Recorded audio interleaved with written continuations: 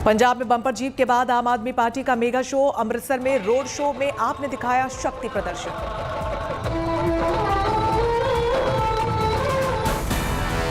Truck के ऊपर अरविंद केजरीवाल और भगवंत मान सवार, हाथ हिलाकर लोगों का कर रहे हैं अभिवादन। रोड शो के दौरान रोड पर भारी भीड़, सड़कों के दोनों तरफ अपने नेताओं को देखने के लिए उमड़ी भारी भीड़। आपके झंडे और तिरंगे से पटा आम आदमी पार्टी का रोड शो, ढोल के थाप पर भांगड़ा भी कर रहे हैं कार्यकर्ता। रोड शो के जरिए केजरीवाल और भगवंत मान जनता का जता रहे हैं आभार। प्रचंड बहुमत लाकर आम आदमी पार्टी पंजाब में बना रही है सरकार। रोड शो से पहले अरविंद केजरीवाल और भगवंत मान अमृतसर के हरमिंदर साहिब भी पहुंचे। हरमिंदर साहिब में अरविंद केजरीवाल और भगवंत मान ने टेका मत्था। बड़ी तादाद में पार्टी के नेता और कार्यकर्ता मौजूद। अरविंद केजरीवाल और भगवंत मान जलियांवाला बाग पहुंचे, शहीदों को दी श्रद्धांजलि। भारत की सुरक्षा और यूक्रेन मुद्दे पर उच्च स्तरीय बैठक, प्रधानमंत्री मोदी की अध्यक्षता में हुई ये बैठक। बैठक में पीएम मोदी के अलावा रक्षा मंत्री राजनाथ सिंह, विदेश मंत्री एस जयशंकर, वित्त मंत्री निर्मला सीतारमण, एनएसए अजीत डोभाल भी रहे मौजूद। यूपी में बीजेपी की बड़ी जीत के बाद योगी आदित्यनाथ पहुंचे दिल्ली, बीएल संतोष से मिले सीएम योगी। शाम 5 बजे योगी आदित्यनाथ प्रधानमंत्री मोदी से करेंगे मुलाकात, मंत्रिमंडल गठन और शपथ ग्रहण पर कर सकते हैं चर्चा। योगी आदित्यनाथ बीजेपी के अध्यक्ष जेपी नड्डा से भी करेंगे शाम को 6 बजे मुलाकात। बैठक में कई अहम मुद्दों पर हो सकती है बात। बैठक में शपथ समारोह की तारीख हो सकती है तय, होली के बाद हो सकता है शपथ ग्रहण। योगी के शपथ ग्रहण समारोह के भव्य होने की संभावना। प्रधानमंत्री मोदी और गृहमंत्री अमित शाह भी शपथ ग्रहण समारोह में कर सकते हैं शिरकत। कांग्रेस संसदीय दल की हुई बैठक, कई वरिष्ठ नेताओं ने की शिरकत। सत्र की रणनीति को लेकर हुई चर्चा, मल्लिकार्जुन खड़गे, आनंद शर्मा, मनीष तिवारी और जयराम रमेश हुए शामिल। मल्लिकार्जुन खड़गे ने कहा कि कल से शुरू हो रहे संसद सत्र के दूसरे चरण में यूक्रेन, महंगाई, बेरोजगारी, एमएसपी के मुद्दे को उठाएगी कांग्रेस। इन्फ्लेशन का है, लेबर इश्यूज है, अनएम्प्लॉयमेंट है और एमएसपी जो फार्मर के लिए उन्होंने कहा था कि हम तय करके जल्दी करेंगे, सुलझाएंगे, ऐसी सारी चीज़ों के ऊपर हमने बातचीत की है। कांग्रेस वर्किंग कमेटी की बैठक में पहुंची सोनिया गांधी। 5 राज्यों में हुए विधानसभा चुनाव में मिली हार पर होगा मंथन। वीआईपी सुप्रीमो मुकेश सहनी के खिलाफ बीजेपी के मंत्री सम्राट चौधरी ने भी खोला मोर्चा। कहा, लालू की विचारधारा को मानने वाले लोगों की एनडीए में जगह नहीं। हमीरपुर में सूचना प्रसारण एवं खेल मंत्री अनुराग ठाकुर ने ममता बनर्जी पर साधा निशाना। बोले, कुछ राजनीतिज्ञ लोकतंत्र को अपमानित करने का कर रहे हैं काम। कुछ राजनीतिज्ञ लोकतंत्र में जनता के निर्णय को बार बार अपमानित करने का प्रयास करते हैं। आईपीएस से विधायक बने असीम अरुण ने राजनीति को लेकर दिया बयान। बोले, नई फील्ड है, नया गेम है और अभी सीख रहा हूं। छिंदवाड़ा हड़ताली पेंशनर्स पर सख्ती पर पूर्व सीएम कमलनाथ ने प्रदेश सरकार पर किया कटाक्ष। कहा, दबाव की राजनीति नहीं चलेगी। सूरत में गृह मंत्री अमित शाह ने कई योजनाओं की रखी आधारशिला। कार्यक्रम के दौरान लोगों को संबोधित भी किया। अंबेडकर नगर जिले के नव निर्वाचित विधायकों से समाजवादी पार्टी के अध्यक्ष अखिलेश यादव ने की मुलाकात। अंबेडकर नगर की जनता का आभार एवं धन्यवाद। कांग्रेस नेता अधीर रंजन चौधरी ने ममता बनर्जी पर लगाया बड़ा आरोप। कहा, बीजेपी को खुश करने में लगी है बंगाल की सीएम।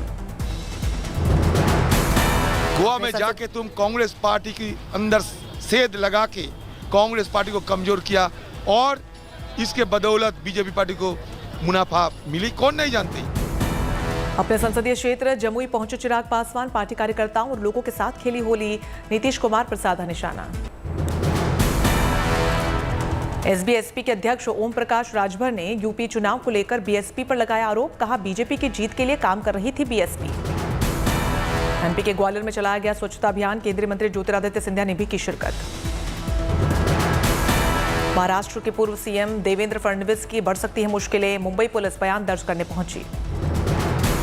मुंबई पुलिस ने सीक्रेसी एक्ट के उल्लंघन के मामले में देवेंद्र फडणवीस पर दर्ज किया था मामला। फडणवीस ने केंद्रीय गृह सचिव को सौंपा था सीक्रेट दस्तावेज।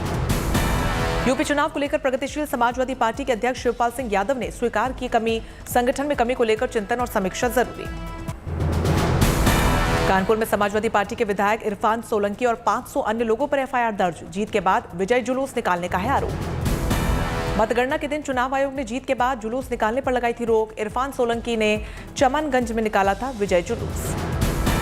इटावा में समाजवादी पार्टी के समर्थक बीजेपी विधायक को गिफ्ट में दिया बुलडोजर। कहा, लोगों ने अपार अवैध संपत्ति की है अर्जित, होनी चाहिए जांच, चलना चाहिए बुलडोजर।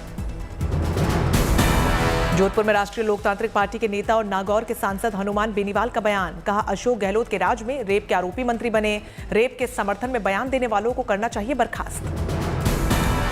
श्रीनगर में कांग्रेस पार्टी ने किया सदस्यता अभियान का आयोजन। ज्यादा से ज्यादा लोगों को पार्टी से जोड़ने की कवायद। ममता बनर्जी का ऐलान, आसनसोल सीट से टीएमसी से लोकसभा उपचुनाव लड़ेंगे अभिनेता शत्रुघ्न सिन्हा। सुरक्षा बलों ने कुपवाड़ा में एक आतंकी को मार गिराया। युद्ध में इस्तेमाल होने वाले हथियार भी किए बरामद।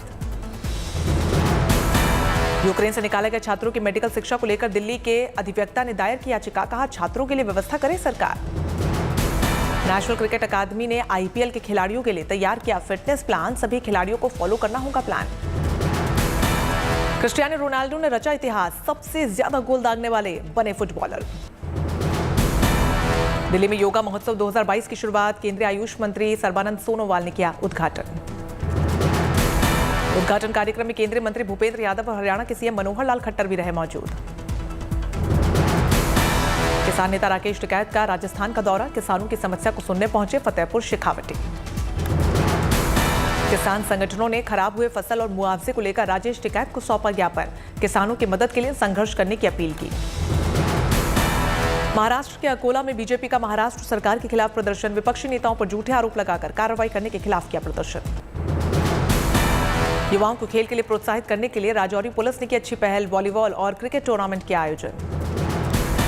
जम्मू कश्मीर के राजौरी में भैरव जानकी उत्सव का शुभारंभ हुआ। शहर में लोग रंग लगाकर नाचते गाते आए नजर। हिमाचल प्रदेश में दिखा आईटीबीपी के जवानों का उत्साह। जवानों ने बर्फ पर खेला कबड्डी। हिमालय के 12,500 फीट की ऊंची चोटी पर हिमवीरों ने खेली कबड्डी। बर्फ में दबते पैर के साथ उठाया कबड्डी का लक्ष्य। एमपी के रायसेन में नर्मदा घाट पर लगा महासंतों का जमावड़ा। 7 दिनों तक श्रीराम कथा और महायज्ञ का होगा आयोजन। वाराणसी के गंगा घाट पर दिखा होली का रंग। चुनाव खत्म होने के बाद भी होली के गानों में चुनावी शोर।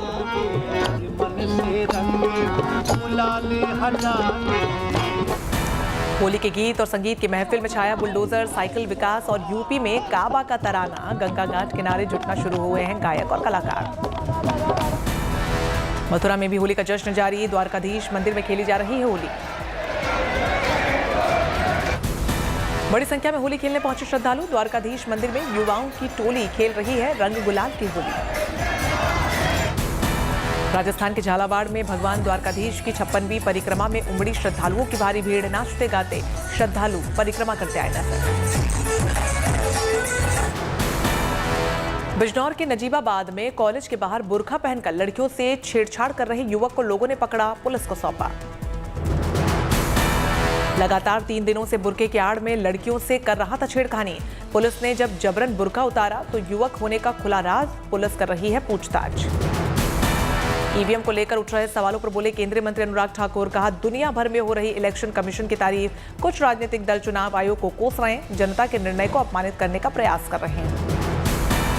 पूरी दुनिया जिस इलेक्शन कमीशन की वाह पूरी दुनिया भर में होती है, दुनिया का शायद ही कोई देश इतनी बड़ी संख्या के राज्य का चंद घंटों के अंदर रिजल्ट निकाल पाए, ऐसा कहीं नहीं होता।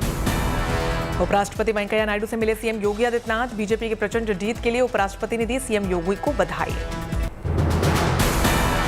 जम्मू कश्मीर के शालीमार में मधुमक्खी पालन की ट्रेनिंग। युवाओं को रोजगार देने के लिए दी जा रही है ट्रेनिंग।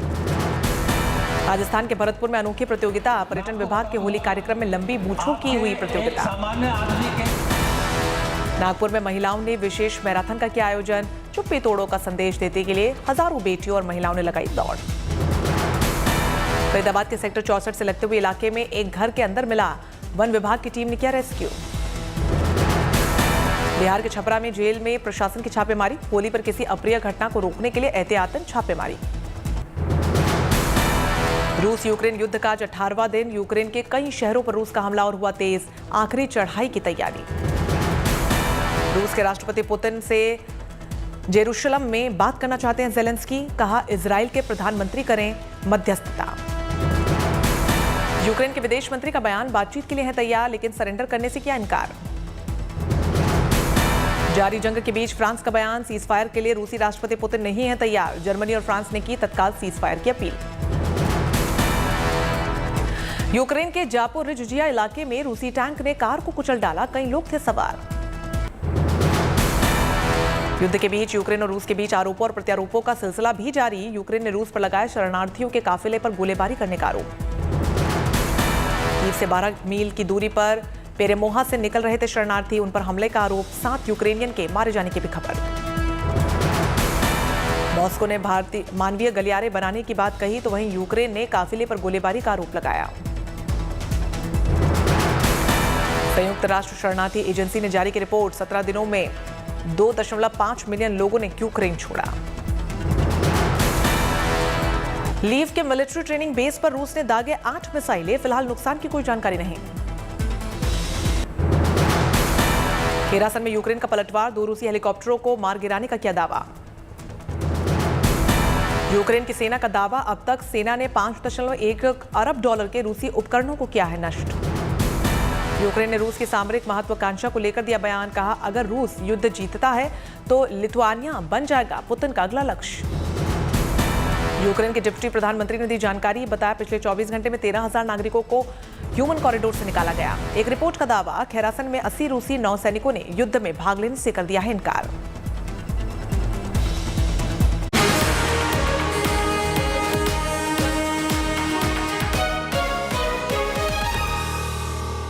बुराई तो